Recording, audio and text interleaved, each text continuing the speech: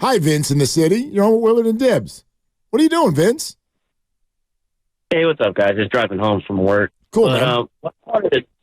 What I wanted to talk about was I think the Giants are finding themselves in a pretty tough spot in the Bay Area sports market right now. Since I've been a Giants fan, and I was born in '88, I don't remember a big-name free agent ever really signing with the Giants. Now, whether that be on fault for the Giants not wanting to give big contracts or just them not wanting to come here, I don't know. I don't know what the answer is to that part of the problem, but it's a problem. And the other problem is I just watched a team go from 100-plus wins like 2 seasons ago to barely breaking 500, and there's no name on the roster that people know other than maybe Logan Webb. Like, we got to land somebody big. I hate to say it because I don't like when people go off of a name and you pay more, but that right now, that's kind of where they're at. They got to pay for a name because they're losing fans, they're losing attendance, and they're just not winning. You got the Warriors who just won 2 years ago, and I don't know what they're going to do, but they're at least a playoff contender. The 49ers are damn near Super Bowl favorites, from now to the end. They're not damn near, they are. Yeah. They flat out are, Vince, by a lot. Yeah, and it's just hard. I feel like I would just love for my city to have teams, well, even though they don't play all in San Francisco anymore, but to have all 3 teams be at the top of each sport one time. Like, I would love for that dominance because I hate this West Coast bias that still exists, and I just feel like the Giants need to step it up. I don't know how they can, other than signing somebody big, but I don't know what they need to do to bring that big name in. Well, Vince, by the way, how old are you, real quick, if you don't mind my asking? 35. Okay, because you have had that, maybe not the 49ers. I know they haven't gotten to the top of the mountain since the mid-'90s. Zito. You have had that. 9 years ago, the Giants were on top of the mountain. Thanks, Vince. Now, the rest of everything you said, though, I totally agree with it, and I've made no bones about this. The Giants walked into these winter meetings in a bad spot in terms of leverage. Well, they walked into their own ballpark in a bad spot in terms of their own neighborhood because the Warriors have got all kinds of sizzle, and forget the titles versus titles and the recency of the Warriors titles and all the rest of it. The Warriors are beyond interesting. Even at 9-11, they're one of the most interesting, watchable, dynamic teams in their own league. The Warriors. And they stink. The Warriors and the 49ers have a bunch of people that we can sit here on the radio on 95.7 The Game. We can all have a collective conversation, and all I need to do is use their first names. Yeah. Or even some of them just their last names. You know who I'm talking about when I say Fred. Right. You obviously know who I'm talking about if I say Steph or Clay. Or Debo. Or Wiggs. You can do all that. What am I going to do? What am I talking about? So, JD this year, you're going to think I'm talking about people we work with, for crying out loud. We're used to. Yeah. But anyway. Not bad. You know what I'm saying? Yeah. You don't even know who I'm talking about. If I said Austin, you'd probably think one of our callers from San Jose. They're in the college football playoff. That's right. UT is in Austin. Right. If I said Patrick, you'd be like, you mean the Hall of Fame linebacker? I was thinking Patrick Marlowe. I mean, one of the great Sharks, or the greatest Shark of all time. That's the problem. And so that's the leverage the Giants don't have. And I think it's leading us to 2 different places, even though we're starting at the same opinion. It's leading some of you, Dibs, you're one of them. It's leading you to be like, yeah, they don't close, so they won't get anyone. It leads me to the place of, oh, no, they'll get someone this time because they have no choice. Right. They have no choice. They have such lack of leverage right now because they're so desperate, because they know this is bigger than baseball. This is about their brand, and they will go in there, I believe, to Yoshinobu Yamamoto, who is 25, therefore fits the Farhan model of being one of the guys that he'd be willing to go long-term with, and I think they will refuse to be outbid. And yes, I will show up the next day if they don't get him and be more concerned than I am now, because that tells me if you're the top bid and you still get beat, now we got a problem. Because that's just not usually the way free agency works. Maybe a few guys here and there, but who the hell turns down bigger dollars in free agency? Well, a player who maybe doesn't want to be in San Francisco. Maybe, but that's pretty rare. We had the one Japanese player who didn't want to come here because of the homelessness. I think that was Seiya Suzuki. Seiya Suzuki is who it was. So yeah, but there are those factors. But we don't know that the Giants gave him the biggest offer. In fact, I don't think that they did. I think they gave him one that was maybe similar. But that's my point. If they've decided with Yamamoto, no, we'll go significantly higher than whatever your next bid is, then it's of higher concern to me if he still says no. Oh, it's beyond higher concern. It becomes, alarm bells throughout the building. If they offer him 300, let's just say, if it's, 10 years and 300, and the next highest offer is 10 and 260, and he takes the 10 and 260 to go be a fill in the blank. Yep. Now you got major problems. Now we got a problem. Yeah. Absolutely. Especially as a pitcher. Now, if a hitter does it, we can all, it's this damn ballpark. We got to move the fences in and all the rest of it. But if a pitcher doesn't want to come here, now you got major issues. Yeah. I do wonder. I mean, we've sort of playfully wondered out loud in the last year or so about Shohei Ohtani, because everyone will go, he's not going to come here because he wants to hit home runs. And right field is big. I'm like, but he's also a pitcher. What does he value more? I don't know. I think we think we know now, because now he's not going to pitch next year. And I doubt that he'll pitch through the life of what will likely be a 10-year deal.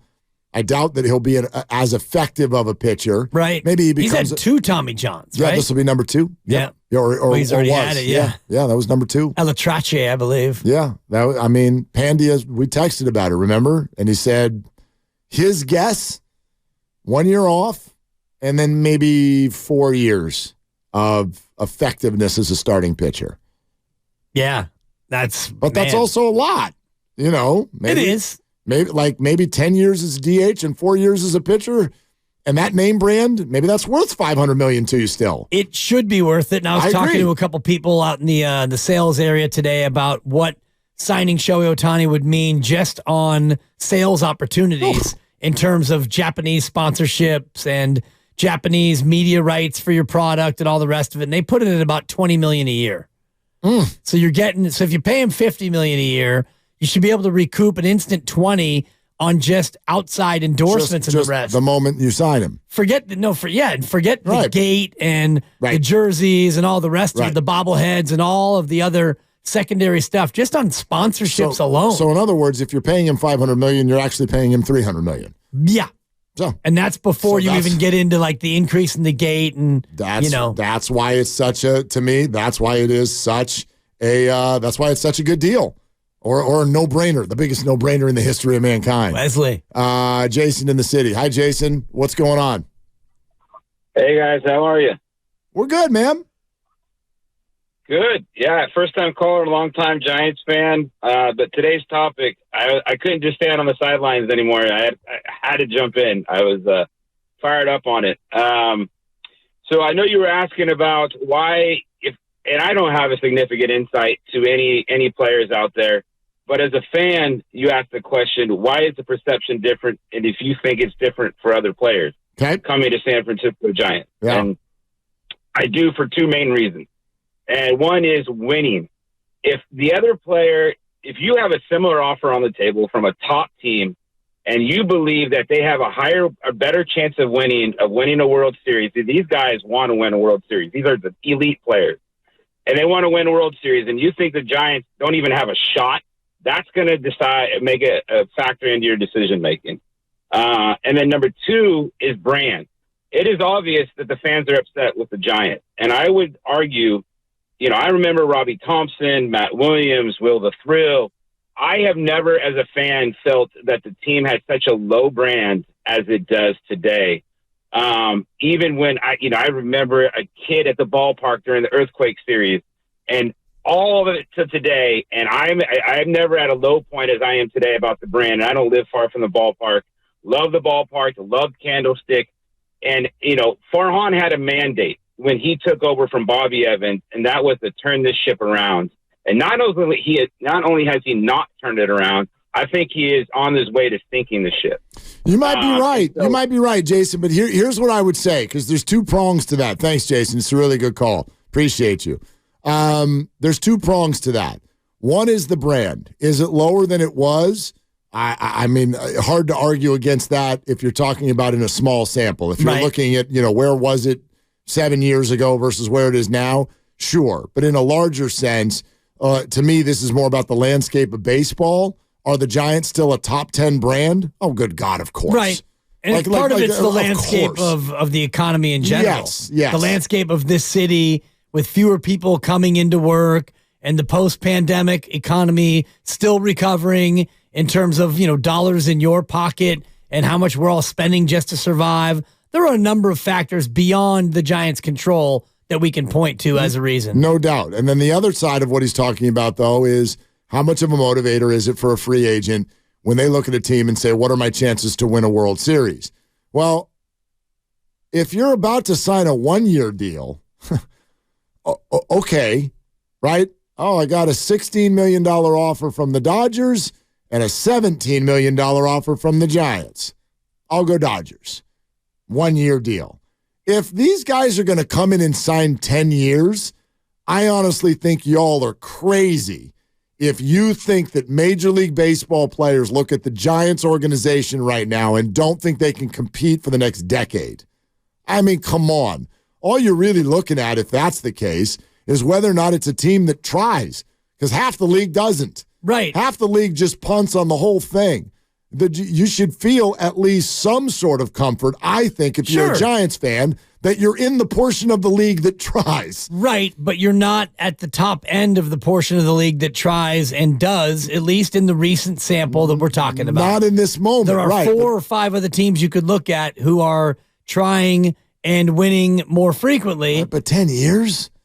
10 years? I mean, less than 10 years ago, they won a championship. Right. Well, it'll be 10 years this season, 2014, 2024, but that was a totally different regime. Different president of baseball ops, different ownership, for crying out loud. Different principal owner anyway. I know some of the same owners are still around. Different manager, different time. So I don't think you look at that and think about, that being cohesive with what you have going on now. Yeah, that's what I don't see. I don't think a player, if I'm Yamamoto, yes, I have questions about your organizational structure. Like I would come in and I would ask all those questions. But if you offer me 10 years and 300 and the Dodgers offered me 10 years and 250, oh God, I'm going to the Giants. Every time. Yeah, $50 million is a big gap. And for 10 years? What if it's 10 and 280 versus 10 and 300? Probably. Now you're talking $2 million a year. But still take the 300. I don't think a player's going to look at the Giants, a 10-year offer, and be like, can't do it, can't win. I don't think we're going to win. Like 10 years? No, but if you're looking at equal offers, commensurate offers, then you're looking at certain other factors. Right. As a free agent. Of course. But that's the Giants' walking orders. You can't have equal offers, period. And that has been the report. Specifically with that player, they will not be outbid. Now, that may mean to some, they're just going to match everyone else. I read that as they're walking into this being like, we will, you know what I mean? We'll offer. So if the price is $350 or if it's $400, 10 and 400, I mean, are we really going to get into the deep water with some of these other deep-pocketed teams? I don't think it's going to be that. No, but it could. If you're preparing an offer, a bidding war. But if you're preparing an offer for Ohtani, why would you hesitate? You're preparing that amount of money and then some because for Ohtani. Ohtani's going to get you more guaranteed return based on his name and who he is than Yamamoto. Right, but Yamamoto's going to be half as much. And he's 25. But you're not going to be able to recoup your guaranteed value for Shohei Ohtani is much higher than with Yamamoto. Your guarantee, right? But again, because he's already an established name, right? And a draw and a gate. And if you go out on the street and say Shohei Ohtani, you're going to get much more reaction than if you say Yoshinobu Yamamoto. Of course, but again, the price will be half as much. And this would be a fun exercise. I do wonder this. If you could get Farhan in a private room and say, you only get one, Shohei for 500 or Yamamoto for 250? He's going Yamamoto for 250. He might. Oh, there's no doubt. He's 25 and he's not hurt. Right. You know what I mean? and he's half as much. Exactly. So that's the big tiebreaker. He's half as much. But your point is a fair one, that Shohei is, in some respects, the non-baseball side of it is a way, way bigger slam dunk. What happens to the Angels when Ohtani leaves, which it feels like he already is? They end. And Mike Trout gets traded. They end. Exactly. They end. They're the Rays. Right. Well, the Rays, don't diss the Rays. The Rays just simply go out and win. Sorry, my bad. They're the Marlins, I guess. Yeah, Marlins. Still, I mean, the Pirates is good. The Pirates had a good first half, and then they faded. But, you talk about Ellie De La Cruz, and all you can think about is where his next team is. You know, when does Pittsburgh trade him? Because whenever they have to sign him, they can't afford to keep him. No, I mean that's what you can't argue. Ed and Petaluma here on Willard and Dibs. Hi, Ed. What you doing? Hey guys, how you doing this afternoon? Great, man. I got two points. The first one, I'm not going to blame Farhan for much, because you look back under Brian Sabian, who did he really sign that moved the needle? In the Brian Sabian years, who did he sign that moved the needle? I mean, he had some trades that moved the needle. Trades or what? Right. I mean, but if you're talking about name value and commitment, Barry Zito comes to mind, but I understand that there's a split conversation in terms of how that went. Yes, he had the one playoff game that was outstanding. And the second point is, I've been watching the Giants since 1968. And so when I travel to other ballparks in the summertime, the weather is so much nicer than San Francisco. You're not wearing ski jackets and hats. And maybe the weather has something to do with it. Well, I do think the setting does. Ed, thanks. I think you're overstating. You got some Candlestick PTSD going on there. If you go to Oracle Park a lot, you don't need a beanie, okay? I know you're wearing one right now. It's December. Well, cold in here. You go to Oracle Park. I'm going to argue on those 81 dates. I'm going to argue that it is oh my gosh, freezing. What? Maybe 15 times. Not even. 10 times. Not even. You got more dates where you're like, damn it, I forgot my sunscreen. Yeah. As opposed to the other way around. It's crazy that the weather can be that different, and it's 2 miles away from where Candlestick was as the crow flies. Now, San Francisco does have a damp air at night. There's no question. But to me, it's not so much about the weather. It's more about the stats. And there's nothing they can do about this. They built a beautiful ballpark that's not a hitter's park. I don't know. You're just going to wait. You're going to wait another 30 years until they build another ballpark. Yeah. There's nothing you can do about that. You could go full Reagan in reference to Berlin and tear down that wall, Corby. They opened up that wall. For a while, and then they closed it down again. No, and it helped. It helped. When they open up the doorways, the archways. The stats of the stadium do not suggest that it's the worst hitter's park in baseball like it was a few years ago at all. It's not been that. You know what I mean? The Giants led the league in home runs 2 seasons ago. Right. That feels like forever ago. It does. It was. Yeah. After last year's output. Yeah. Yeah.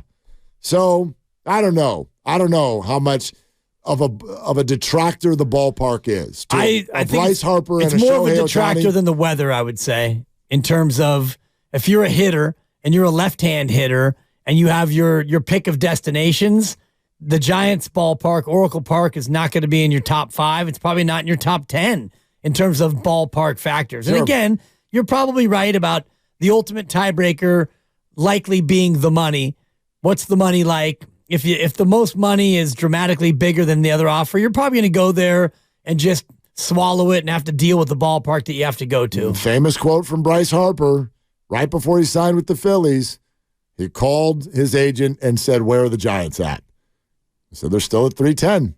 All right. Then we're going to Philly. That suggests to me he would have. He would have come to San Francisco if they said, well, they just went to 350. Oh, okay. Is that where Philly wound up, 350? 330.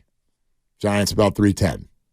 If Giants go to 350, then Philly probably goes to 360. Maybe. I don't know where that goes. In fact, the Giants probably would have got him even if they had went to 330 because Philly was doing it over more years. So the AAV would have gone up if the Giants just matched it. and he'd be roaming in right field. That'd be cool. Bye-bye, Yaz. Yes, to play left. Yeah. Or center. Yeah, I'd play a little center. Till Young-Hook Lee gets here. I gotcha. Or Bellinger. Now you got to go. Yeah. No, the outfield to me is actually one of the reasons why I think that there will be trades. Because they're all back, and they can't. The Giants can't do that. You're saying they can't come back with this same outfield? Correct. Man. They can't. Conforto, Haniger, Slates, Yaz, Matos, they're not doing that. They won't do that. I'm telling you right now. Jock Peterson's out there. He's definitely not coming Tommy back. Pham is out there. I'm looking at the list of free agents by position based on WAR, and Jock is number 2 among left fielders. Tommy Pham is 3rd. What a 1-2 punch totally to be. Right. Gurriel Jr. number 1. Do you guys see what Jock Peterson posted on Instagram today? No, what did he do? He posted a picture of himself with the Philly Fanatic, and everyone's thinking that he is signed with the Phillies, but no agreement has been reached. Wow. But he posted a picture of himself with the Fanatic. Well, he's a... and the caption, "It's always sunny in Philadelphia." He's a wackadoodle, as we know. Yeah, he gone.